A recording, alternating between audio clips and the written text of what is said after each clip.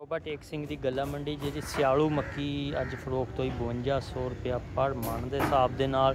ਤੇ ਤਿਲਾਂ ਦਾ ਰੇਟ ਜਿਹੜਾ ਅੱਜ 10,000 ਤੋਂ ਲੈ ਕੇ ਇਹ ਵਾ 11,000 ਰੁਪਏ ਤੱਕ ਫਰੋਖਤ ਹੋਏ ਨੇ।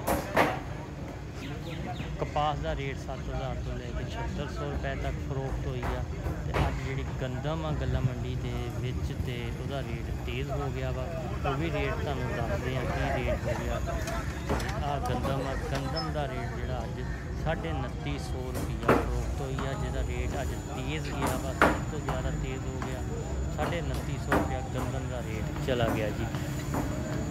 ਜ਼ਿਮੀਂਦਾਰ ਕਹਿੰਦਾ ਸੀ ਜੀ ਗੰਦਮ ਦਾ ਰੇਟ ਨਹੀਂ ਵੱਧ ਰਿਹਾ, ਅੱਜ ਗੰਦਮ ਦਾ ਰੇਟ ਬਹੁਤ ਜ਼ਿਆਦਾ ਵੱਧ ਗਿਆ ਹੈ। ਇਹ ਜੀ ਟੋਬਾ ਟੇਕ ਸਿੰਘ ਦੀ ਗੱਲਾ ਮੰਡੀ ਦੇ ਅੱਜ ਦੇ ਰੇਟ ਜਿਹੜੀ ਜ਼ਰਈ ਅਜਨਾਸ ਇੱਥੇ ਅੱਜ ਆਈ ਨੇ ਉਹਦਾ ਤੁਹਾਨੂੰ ਰੇਟ ਅੱਜ ਦੱਸ ਦਿੱਤਾ। ਜਿਸ ਸਿਰਫ ਪ੍ਰਸਤ ਮਹਿੰਗੀ ਜਿਹੜੀ ਗੰਦਮ ਹੋਈ ਆ ਜਿਹਦਾ ਰੇਟ ਅੱਜ ਚੰਗਾ ਬਣਿਆ।